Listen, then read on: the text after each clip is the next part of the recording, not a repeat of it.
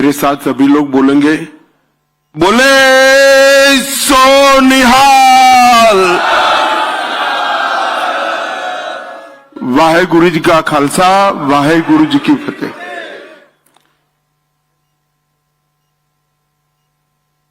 न केवल भारत, पूरी दुनिया के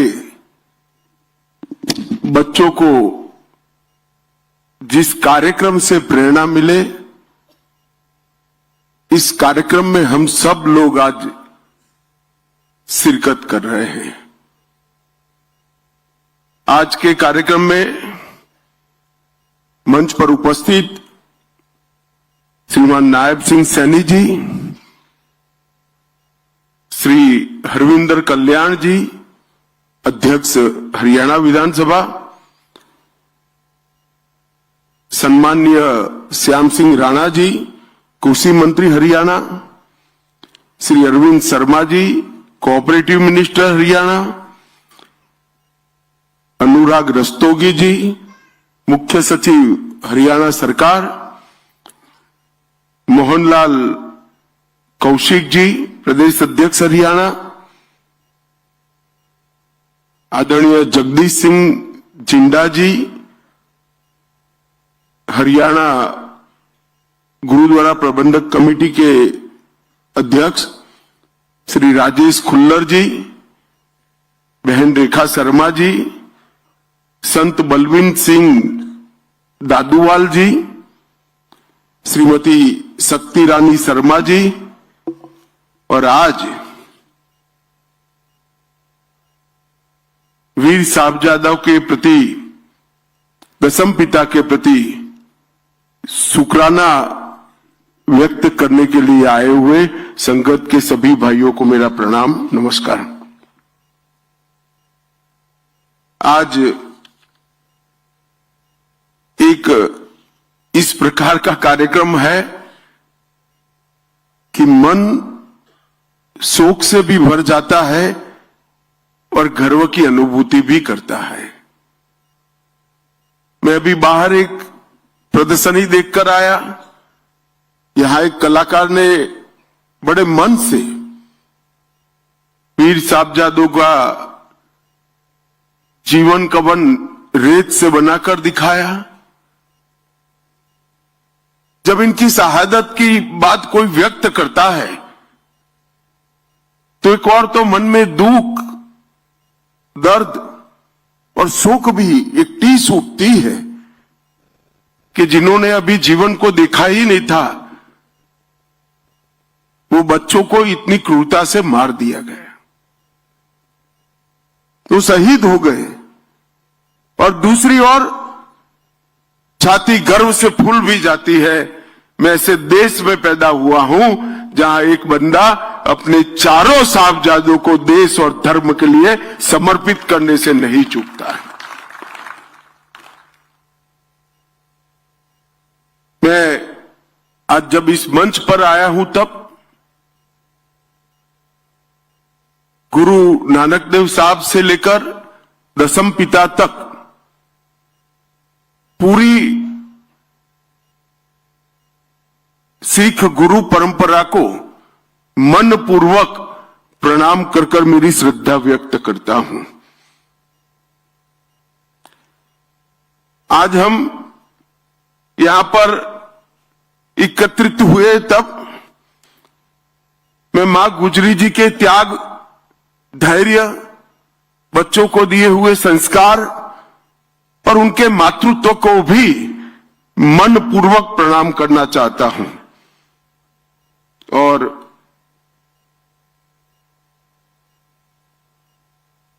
यही भूमि पर कई ऐसी स्थान है जहां गुरु साहिब कई बार गए। यहां पर एक विशेष प्रदर्शनी का भी आयोजन किया गया, सैंड आर्ट का शो भी किया गया और एक कॉफी टेबल बुक का भी विमोचन किया गया। 84 के दंगों के घाव को मरहम लगाने के लिए भी एक सरकारी योजना का यहां पर लोकार्पण किया गया। परंतु आज हम सब एकत्रित हुए हैं 4 साहबजादों की शहीदगी, इनकी वीरता, इनके बलिदान को याद करने के लिए। पोह का ये महीना ये भारत के स्वतंत्रता के इतिहास में बहुत दर्दनाक महीना माना जाता है।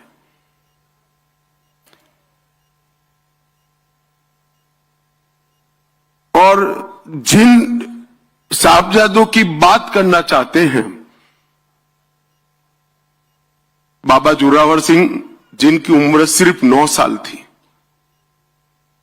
बाबा फतेह सिंह जिनकी उम्र सिर्फ 7 साल,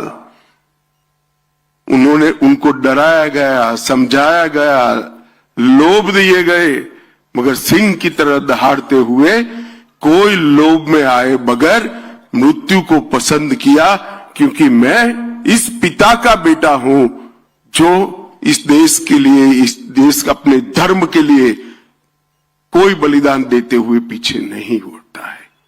ये भावना इतने बच्चे में, इतनी कम आयु में पैदा भी नहीं हो सकती है। शायद माता गुजरी का संसर्ग ही होगा, संपर्क ही होगा, जिसने गुरुओं के पूरे संस्कार इस बच्चों में फूट फूट कर भरा दिए। मित्रों, जब हम आज इतने सालों के बाद हम इस घटना का याद भी करते हैं तो रोंगटे खड़े हो जाते हैं।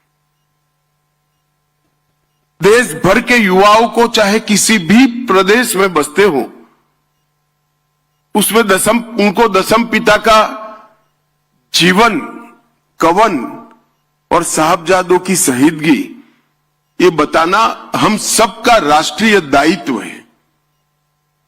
कोई व्यक्ति पूरे दुनिया के धर्म के लिए लड़ने वालों के इतिहास में, देश के लिए लड़ने वालों के इतिहास में ऐसा कोई व्यक्ति नहीं मिल सकता जिसने पिता, माता, 4 छोटे बेटों का बलिदान दे दिया, कुछ नहीं बचा। और इसीलिए सर्वंस दानी का देश की जनता ने उनको उपमान दिया है। कोई सरकारी पद्मश्री, पद्म विभूषण नहीं है।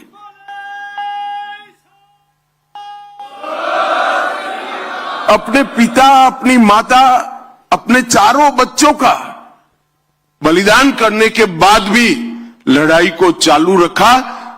और जब बाबा बंदा बहादुर ने यहां आकर बदला लिया, तब पूरी दुनिया को मालूम पड़ा कि अंत में तो सत्य की ही विजय होती है, सत्य का ही जय होता।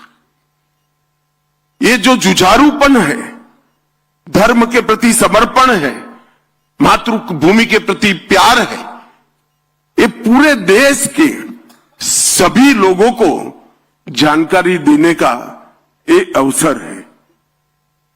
4 बेटे शहीद होने के बाद भी लड़ते रहना एक प्रकार से बहुत बड़ी बात है। मैं इसके पर बाद में आता हूं, मगर ये पूरी परंपरा जो बनी, सबसे पहले मुगल का आक्रमण हुआ बाबर के समय में। उस वक्त नानक देव जी महाराज थे। गुरु नानक देव जी ने भी इसका विरोध किया। तब से लेकर दशम पिता तक, गुरु गोविंद सिंह जी तक इसका लड़ना चालू रहा। और विधि का संयोग देखिए, बाबर आया तब नानक देव जी महाराज थे, और औरंगजेब समाप्त हुआ वही कालखंड में 5-10 साल आगे पीछे दशम पिता थे। तो मुगलों की समाप्ति भी 10 गुरुओं के कालखंड में ही हुई। और ये लंबी लड़ाई हर मोर्चे पर लड़ी गई। नानक देव जी के जीवन की 4 उदासियों को जो जानता है, और उदासियों का एक बार आप रूट देख लोगे, उनका मार्ग देख लोगे, तो कोई कोई व्यक्ति पैदल चलकर धर्म के प्रचार के लिए यहां से काबा तक और यहां से कर्नाटक तमिलनाडु तक कैसे जा सकता है?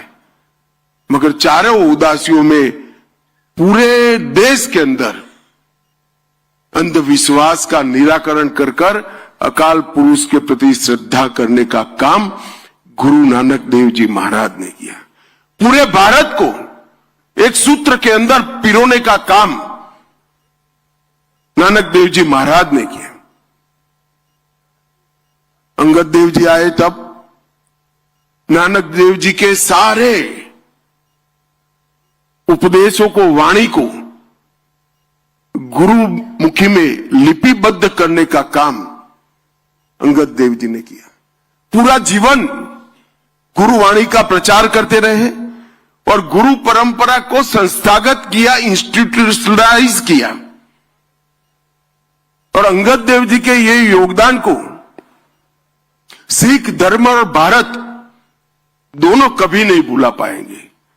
इन्होंने जो बोला गया था उसको शब्दों में ढालने का काम किया और लोगों तक पहुंचाने का काम किया। और तृतीय गुरु अमरदास जी जब आए, लंगर की शुरुआत की, लंगर को करीब करीब अनिवार्य बनाने का काम किया और माताओं के सम्मान का विषय लेकर पूरे भारत के अंदर उन्होंने एक मजबूत संदेश भेजा कि अगर मां सुरक्षित नहीं है, मां सम्मानित नहीं है तो कोई भी देश बच नहीं सकता। गुरु अर्जुन देव जी ने भी आदि ग्रंथ का संपादन किया।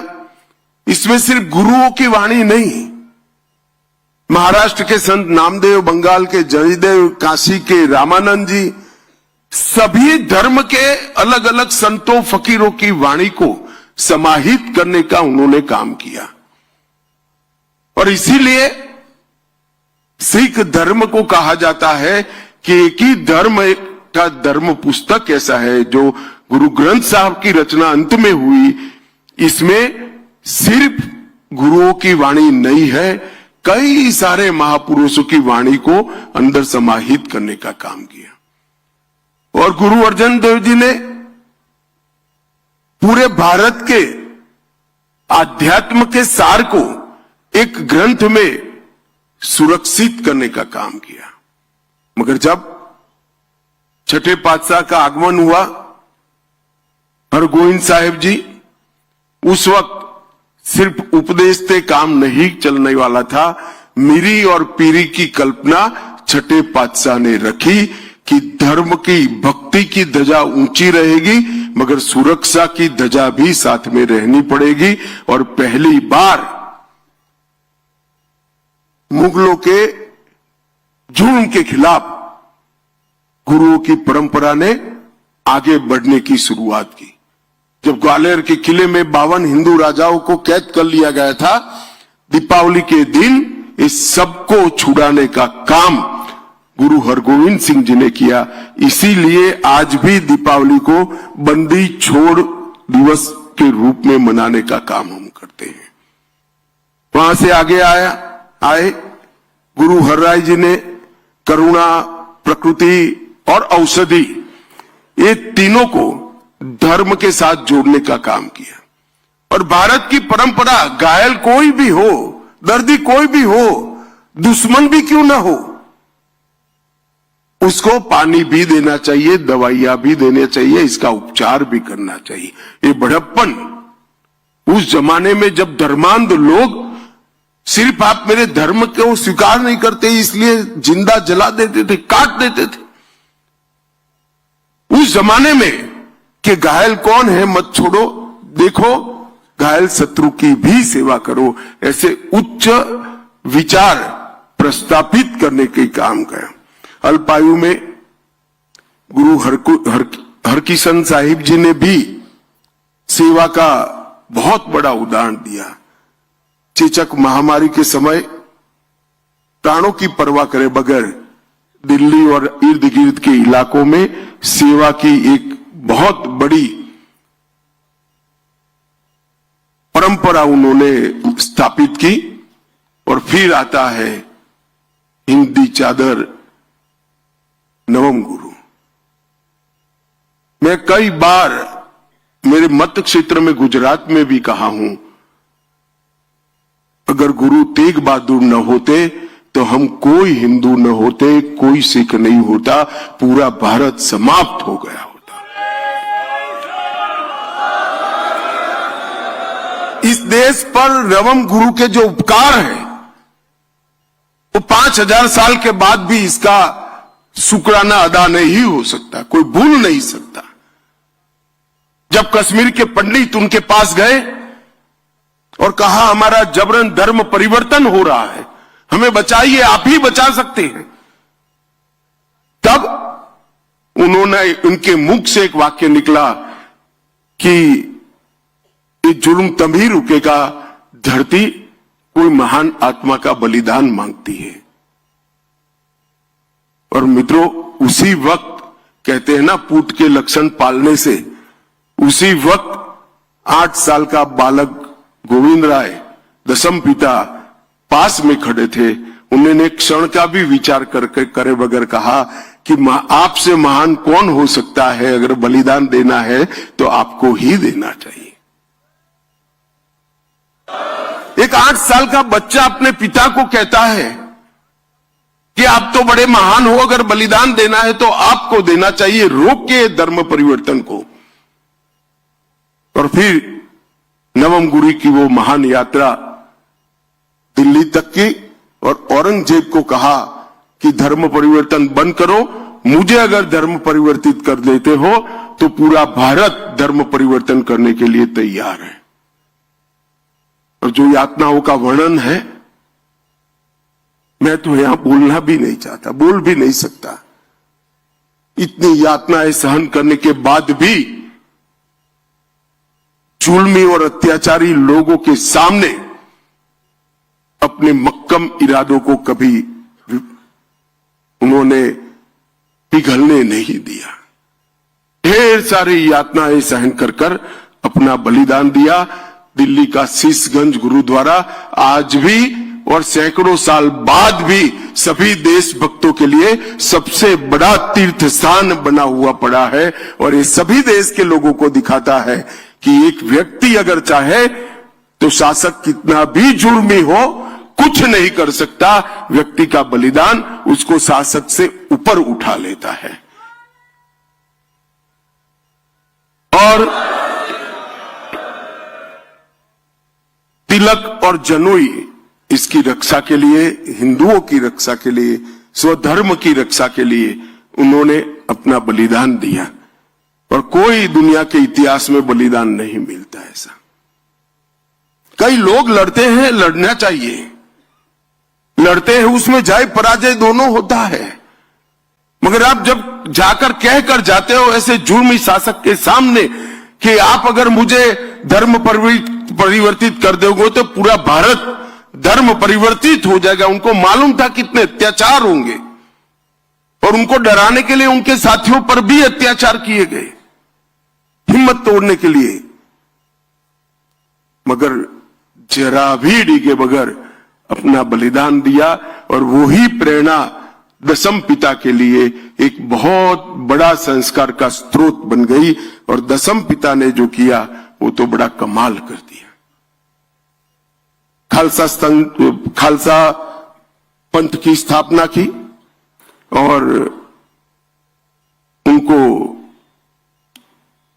कई लोग आज भी झिझकते हैं, मगर मैं हमेशा कहता हूं कि ये नवम गुरु और दशम पिता न होते तो भारत में कोई भी ना हिंदू होता ना सिख होता, सब हमारे संस्कार धर्म समाप्त हो जाते। और इसीलिए उनको हिंद की चादर कहते हैं। उनको पंजाब की चादर नहीं कहा, उनको हिंद की चादर कहा गया। पूरे इतने विशाल देश के सभी धर्मों की रक्षा के लिए उन्होंने अपना बलिदान दिया। और दशम पिता के जीवन को तो कौन भूल सकता है। इतनी कम आयु का जीवन, इतना विद्वान व्यक्ति, फारसी भी बोल सकते थे, ब्रज भाषा भी बोल सकते थे, संस्कृत बचपन से सीखे थे, गुरुमुखी में कई ग्रंथों की रचना की, लगभग 7 भाषाओं को अच्छे तरीके से वो जानते भी थे और बोल सकते थे। बहुत अच्छे कवि थे, बहुत अच्छे घुड़सवार थे। अभी एक युवा सिख बच्चा मेरा पगड़ी बांध रहा था, उसको मालूम नहीं होगा कि गुरु साहब पगड़ी बांधने की स्पर्धा करते थे और बड़ा इनाम देते थे उनको, जो अच्छी पगड़ी बांधते थे उनको। घुड़सवारी, तीरंदाजी और बहुत बड़ी आध्यात्मिक विरासत का वारस, इतना सब कभी भी ईश्वर एक व्यक्ति में नहीं भरता है।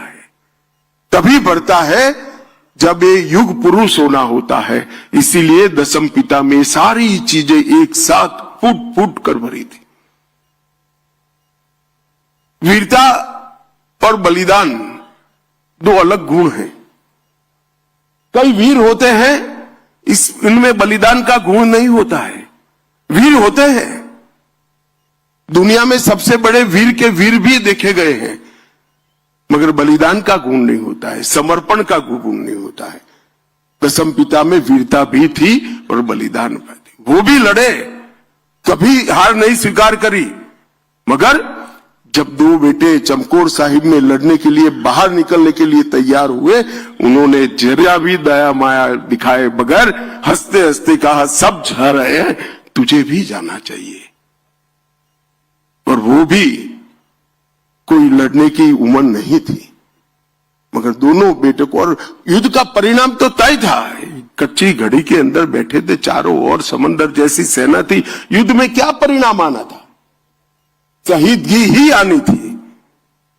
इतने विचक्षण योद्धा को ये मालूम नहीं था क्या? उसको मालूम था, मगर उसने कहा कि धर्म के लिए अगर बलिदान की जरूरत है तो मेरे घर से शुरुआत होनी चाहिए, मेरे साहबजादों ने शुरुआत करनी चाहिए। और दोनों साहबजादे वहां पर शहीद हो गए। हिमालय की तरह अड़िग रहकर लड़े। भूख, प्यास, भय, संख्या की विषमता, ये सब होने के बावजूद भी लड़े। और बाबा अजीत सिंह जी और बाबा जुझार सिंह जी 18 साल और 14 साल, 14 साल के बाबा जुझार सिंह जी जब गए तो मुगल भी दांतों में उंगली दबाकर देख गए कि किस मिट्टी से गुरु गोविंद सिंह जी बने हैं। अपने बेटे को, 14 साल के बेटे को यहां लड़ने भेज दिया। और मित्रों, ये बहुत बड़ी बलिदान के संस्कार को सालों तक आगे ले जाने वाला ये पल था। और जब दोनों बेटे छिंदा दीवार में चुन लिए गए और वो पिता के मन में कोई भाव नहीं होंगे ऐसा नहीं है, मगर उन्होंने इस भाव को कभी ऊपर नहीं आने दिया। और दोनों बेटे दीवार में चुनवा लिए गए और जुल्म और धर्मांधता की एक प्रकार से इंतहा का उदाहरण मुगलों ने दुनिया ने के सामने रखा। और मुझे तो आज भी वो पल की मैं थोड़ा रिवाइंड कैसेट चलाकर दिमाग में सोचता हूं कि माता गुजरी ने पगड़ी ढंग की बांधकर बच्चों को वहां भेजा होगा। वो मां के हृदय पर क्या गुजरी होगी, अपने पोतों को वहां भेजना और इतनी बहादुरी से भेजना कि तुम गुरु गोविंद सिंह जी के बेटे हो, कहीं झुकना मत, डरना मत, धर्म के लिए अड़िग रहना। वो संस्कार बहुत कम लोग अपने बच्चों को दे पाते हैं। मित्रों, जब उनको समाचार मिला कि चारों साहबजादे शहीद हो गए हैं और एक मां ने इनके सामने सवालिया नजर से पूछा कि अब क्या, मेरा तो कोई बेटा ही नहीं बचा। तब ये महान आदमी के मुंह से ऐसे ही निकल गया, चार मुए तो क्या हुआ, जीवित कई हजार।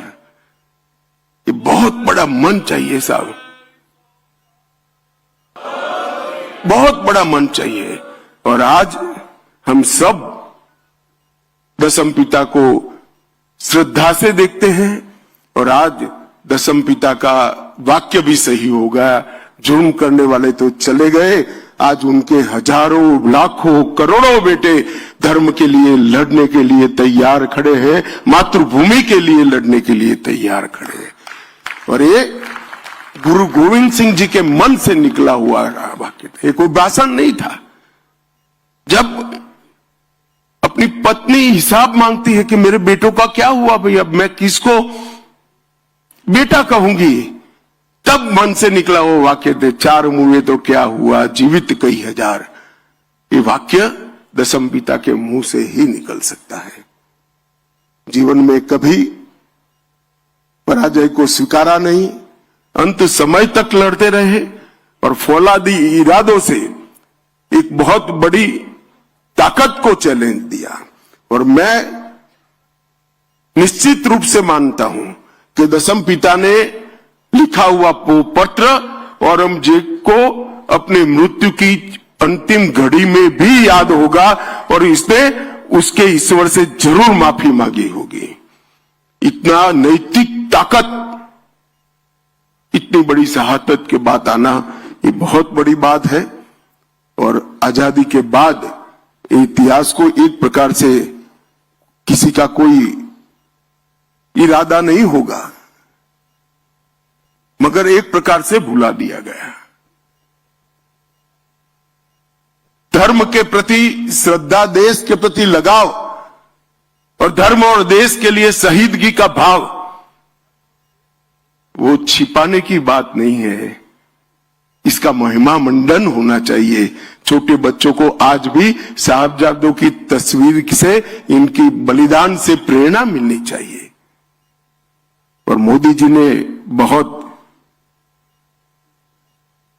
मन से तय किया कि 9 जनवरी 2022 को प्रकाश पर्व के दिन ने तय किया कि 26 दिसंबर को पूरे देश में वीर बाल दिवस मनाया जाएगा और पूरा देश गुरुओं के वो वीर बालकों के प्रति शुक्राना अर्ज करेगा।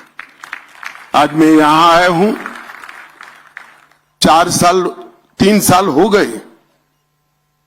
3 साल से इस देश की केरल हो या तमिलनाडु, गुजरात हो या बंगाल, हर प्राथमिक स्कूल के अंदर साहबजादों का 26 दिसंबर को जीवन कवन पढ़ा जाता है। उनके जीवन पर निबंध लिखने की स्पर्धा होती है और उसमें दोनों साहबजादों के नाम से इनाम भी दिया जा सकता है, इनाम भी दिया जाता है।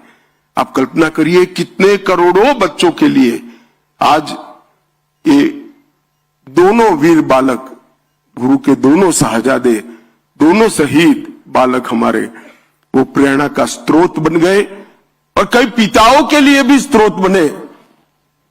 कई पिता प्रार्थना करते होंगे कि ईश्वर बेटा देना तो ये शहीद साहबजादों जैसा देना जो मुझे भी अमर कर दे इतिहास में। और ये बात जब ये सप्ताह मनाने का तय किया और वीर बाल दिवस को हमने बहुत मन के साथ मनाने की शुरुआत करी है। भारत सरकार ने, सभी राज्य सरकारों ने इसकी सहायता की है, किसी भी पार्टी की हो, किसी ने मना नहीं किया। हर पार्टी की राज्य सरकारों ने इतनी सहायता की है और आज देश भर में साहबजादों को याद किया जाता है। मित्रों, एक प्रकार से नरेंद्र मोदी जी बहुत भाग्यवान प्रधानमंत्री हैं। इसलिए नहीं कि 3 बार चुनाव जीत गए, 3 बार प्रधानमंत्री बने। देखिए, उनके ही प्रधानमंत्री काल में गुरु तेग बहादुर जी का 350वां शहीदी दिवस आया। नानक देव जी महाराज का 550वां प्रकाश पर्व आया। तेग बहादुर जी का 400वां प्रकाश पर्व आया और सर्वंसदानी दसम पिता का 350वां भी प्रकाश पर्व उन्हीं के कालखंड के आया।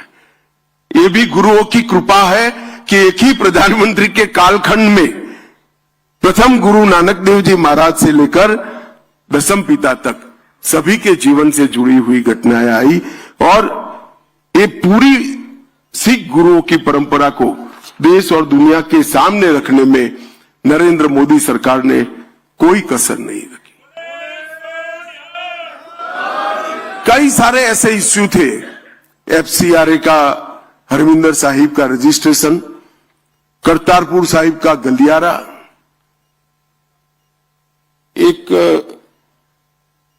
इसके साथ साथ 3 दशक के बाद सिख दंगों के जितने भी पीड़ित है वो केसों को रीओपन कर जिन्होंने गुनाह किया था उनको जेल के पीछे डालने का काम किया, 5 लाख रुपया मुआवजा दिया और अब सैनी साहब नौकरी भी ढूंढ कर दे रहे हैं। मैं तो बहुत धन्यवादी हूं सैनी का कि इन्होंने इतने समय के बाद परिवारों को ढूंढकर नौकरी देने का काम किया। जलियांवाला बाग का स्मारक बनाया। अफगानिस्तान, पाकिस्तान, बांग्लादेश में जो सिख परिवार थे यहां शरणार्थी बनकर आए थे उनको नागरिकता देने का काम किया और जम्मू कश्मीर में भी 1.16 लाख मतलब 1,16,000 परिवार थे जिनको जम्मू कश्मीर की नागरिकता नहीं मिलती थी। धारा 370 हटने के बाद उनको नागरिकता देने का भी काम कर दिया। मुझे कई बार मेरे मन में सवाल आता है कि आजादी के बाद जब विभाजन की चर्चा होती होगी तो विभाजन कागज पर तो नहीं हुआ, कभी न कभी इसकी चर्चा हुई, ये पाकिस्तान में जाएगा, ये भारत में रहेगा। अब इतने नजदीक करतारपुर साहिब था, ये क्यों छोड़ दिया, मेरी समझ में नहीं आता है। या तो विभाजन करने के लिए, तय करने के लिए ऐसे लोग बैठे थे जिनको ये परंपरा का ज्ञान ही नहीं होता। मैं आज बहुत फकर के साथ कहता हूं कि जो पंथ निरपेक्षता की बात करते हैं, सर्वधर्म समभाव की बात करते हैं, सिख पंथ से ज्यादा सर्वधर्म समभाव रखने वाला कोई और पंथ नहीं हो सकता, कोई और धर्म नहीं हो सकता।